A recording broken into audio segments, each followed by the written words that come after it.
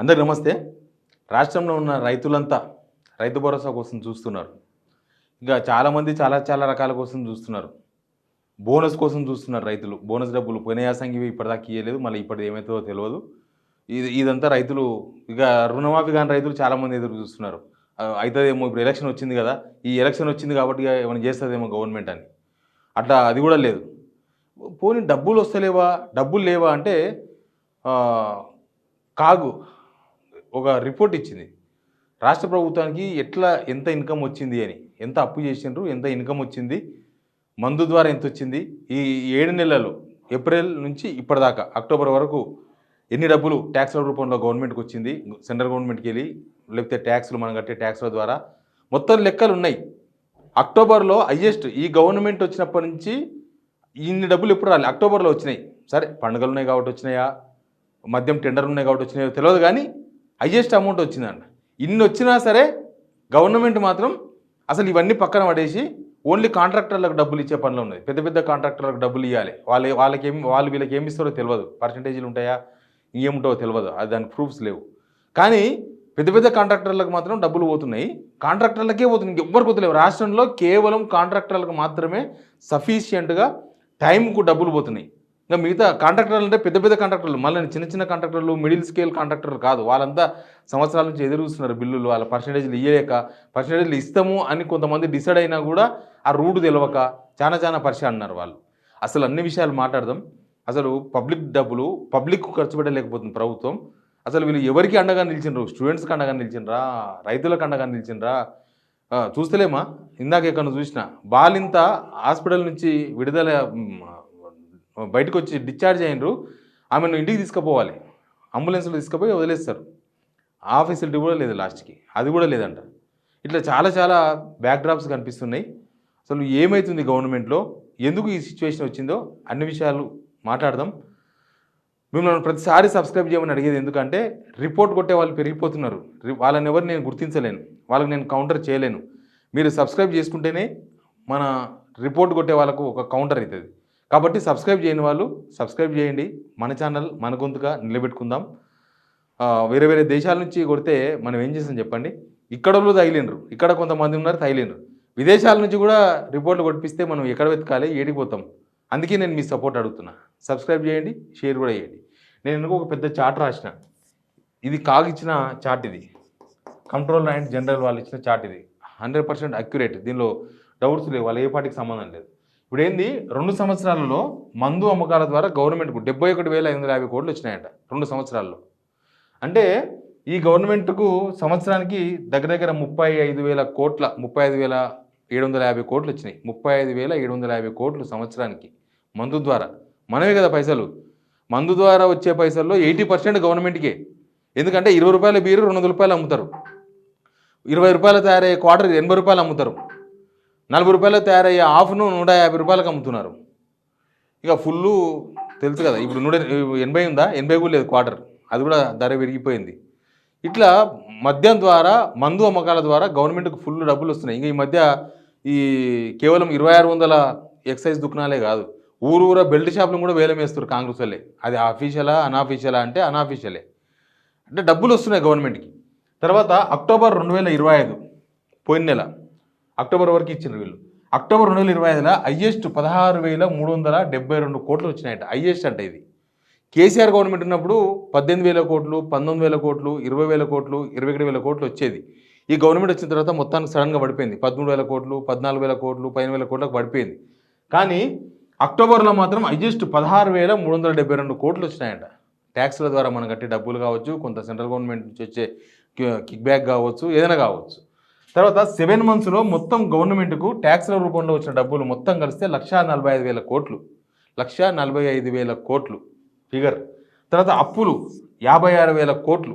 ఈ గవర్నమెంట్ ఈ 7 మంత్స్లో చేసిన అప్పులు, 7 మంత్స్లో చేసిన అప్పులు మొత్తం 56,000 కోట్లు. ఇంకా కార్పొరేషన్స్ ద్వారా చేసిన అప్పులు అది ఎంతనో లెక్కనే లేదు, అదొక 40,000 కోట్లు ఉండొచ్చు అంటున్నారు. ఎట్ట లెక్క చేసినా కూడా మనకు దగ్గర అరౌండ్ కొద్దిగా అటు ఇటు 3 లక్షల కోట్ల రూపాయలు 7 మంత్స్ అటు ఇటు.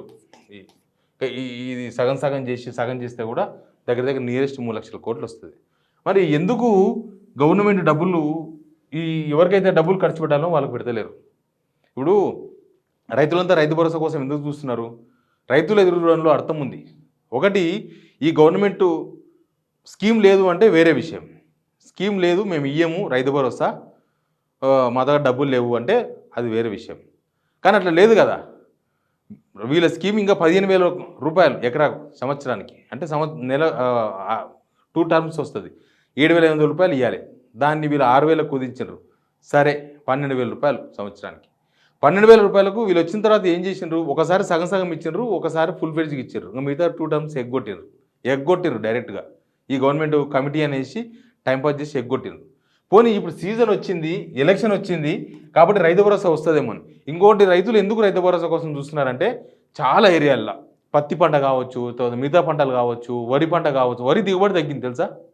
వరి దిగుబడి ఈ సీజన్లో ప్రతి జిల్లాల వానలు వచ్చి కొట్టుకపోవడము, లేకపోతే వడగండ్ల వాన వచ్చి రాలిపోవడము, ఇట్లా 1,00,000 నష్టాలు, లేకపోతే బీమారీ వచ్చో అట్నో ఇట్నో కానీ పడిపోయింది. వాళ్ళ సాగు కూడా పడిపోయింది, పత్తి కూడా సాగు పడిపోయింది, పత్తికి అసలు ధరనే లేకుండా పోయింది. ఇప్పుడు అట్లా తీవ్రంగా నష్టపోయినారు. వానలు కొట్టుకుపోయిన వాళ్ళకైతే దిక్కే లేదు. వాళ్ళని ఆదుకుంటామన్నది ప్రభుత్వం, అసలు ఆ పంటలకు ఇన్సూరెన్స్ లేదు, వాళ్ళకి ఏమి ఇవ్వలేదు. కనీసం రైతు భరోసా వస్తే కొంచెమన్నా రైతులు రైతు భరోసా వస్తేనన్నా కొంచెం ఈ నష్టం నుంచి బయటపడకపోయినా అప్పులు తీసుకొచ్చి పెట్టిరు. ఇప్పుడు ఖమ్మంలో ఒక కౌలు రైతు ఆత్మహత్య చేసుకున్నాడు. ఖమ్మంలో ఒక రైతు, ఒకసారి చూడండి. రైతు అన్న, రైతులుగా వ్యవసాయం చేసే ప్రతి ఒక్కరికి ఏడుకుంటున్నానన్న. ఈ వ్యవసాయంలో ఎన్నో నష్టాలు, ఎన్నో ధరలకి రేట్ లేక ఎన్నో ఇబ్బందులు. నేను ఒక ఖమ్మం గురించి మాట్లాడతలేను. ఇప్పుడు దగ్గర ఈ గవర్నమెంట్ వచ్చిన తర్వాత 700 మంది రైతులు ఆత్మహత్యలు చేసుకున్నారు. దానిలో కౌలు రైతులు ఉన్నారు, ఇంతో అంతో భూమి ఉన్న వాళ్ళు ఉన్నారు. మన తెలంగాణలో 90% చిన్న సన్నకారు రైతులే కదా. అంతా 2 ఎకరాలు 3 ఎకరాలు గుంటల్లో ఉన్న రైతులే ఉన్నారు. వీళ్ళకు ప్రభుత్వం సాయం చేయకపోతే వాళ్ళు గట్టెక్కలేరు. వాళ్ళకు ఏముంది, ఒకసారి వాననో వరదనో వచ్చింది, తెగులు వచ్చింది అంటే మొత్తం పోతుంది పంట. కనీసం ఆ నష్టపరిహారం గవర్నమెంట్ ఇస్తలేదు.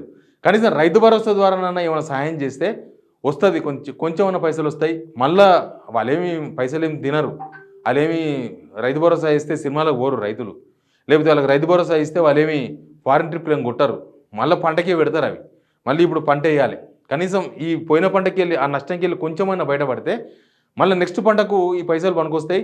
కొద్దిగా అప్పు కాకుండా ఆల్రెడీ అప్పు అయింది, కనీసం మళ్ళీ అప్పు చేయకుండా కొంచెం సహాయపడుతుంది అని చెప్పేసి ప్రతి రైతులు, ఈవెన్ కొడంగల్లో ఉన్న రైతులు కూడా ఎదురు చూస్తున్నారు. రేవంత్ రెడ్డి ఎమ్మెల్యేగా గెలిచిన రైతులు, రేవంత్ రెడ్డి సొంత ఊరు కొండారెడ్డిపల్లి రైతులు కూడా ఎదురు చూస్తున్నారు. రాష్ట్రం అంతా రైతులంతా ఎదురు చూస్తున్నారు.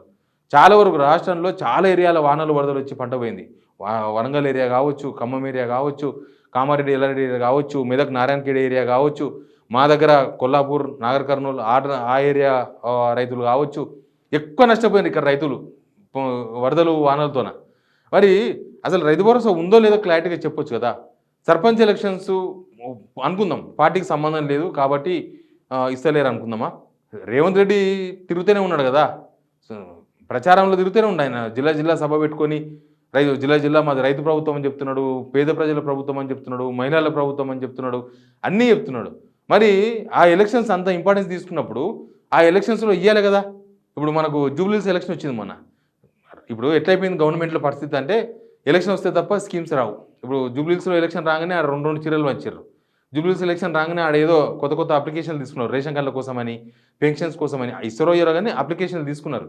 వాళ్ళు ఇక్కడ సర్పంచ్ ఎలక్షన్స్ వచ్చినాయి, రేపు మాపు ఎంపీటీసీ ఎలక్షన్స్ వస్తాయి, రకరకాల ఎలక్షన్స్ ఉన్నాయి. కాబట్టి కనీసం గవర్నమెంట్కి ఇదని ఒక మోక ఖచ్చితంగా ఇస్తుందని రైతులంతా ఎదురు చూసినారు. తీరా చూస్తే రైతు భరోసా లేదు, ఏం లేదు. అసలు చాలామంది అగ్రికల్చర్ ఆఫీసుల చుట్టూ, ఎంఆర్ఓ ఆఫీసుల చుట్టూ తిరుగుతున్నారు రైతులు. ఏమన్నా రైతు భరోసా వస్తుందా ఎంక్వైరీ చేస్తున్నారు పోయి, రైతు భరోసా వస్తుందా, రైతు భరోసా ఇస్తారా. అసలు గవర్నమెంట్ దగ్గర రైతు భరోసా గురించి అప్డేటే లేదు. ఏదో ఒక చిన్న లీక్ ఇచ్చారు మొన్న, మేము నెక్స్ట్ ఇచ్చే రైతు భరోసా. నెక్స్ట్ అంటే అది ఎప్పుడో తెలియదు, అది ఇప్పుడా, నెక్స్ట్ ఏప్రిలా, నెక్స్ట్ అక్టోబర్ నవంబరా, నెక్స్ట్ ఏప్రిలా, ఈ గవర్నమెంట్ అయిపోయి లాస్ట్ మూమెంట్లో ఏమైనా ఇస్తారా తెలియదు.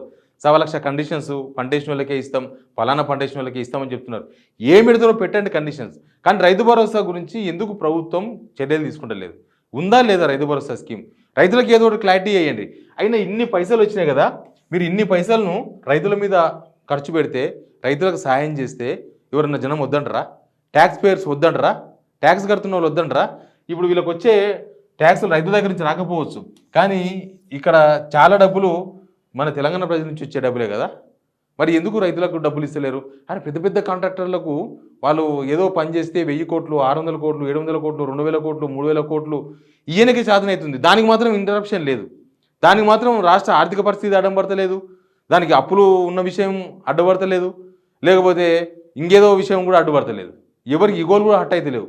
బట్టి విక్రమార్క ఇచ్చుకుంటున్నాడు, రేవంత్ రెడ్డి ఇచ్చుకుంటున్నాడు, మినిస్టర్లు ఎవరి వాళ్ళు ఇచ్చుకుంటున్నారు, అందరూ ఇచ్చుకుంటున్నారు. పెద్ద పెద్ద కాంట్రాక్టర్లకి ఇచ్చుకుంటున్నారు, చిన్న చిన్న కాంట్రాక్టర్లకు ఇస్తలేరు. మళ్ళీ చిన్న కాంట్రాక్టర్లు కూడా వాళ్ళ కడుపు కూడా కొట్టింది గవర్నమెంట్, వాళ్ళకు కూడా ఏం లేదు. వాళ్ళు ఏకంగా బట్టి విక్రమార్క చాంబర్ ముందర పోయి ధర్నా చేసిండ్రు. చూసిరుగా మన ఊరు మనబడి కాంట్రాక్టర్లు.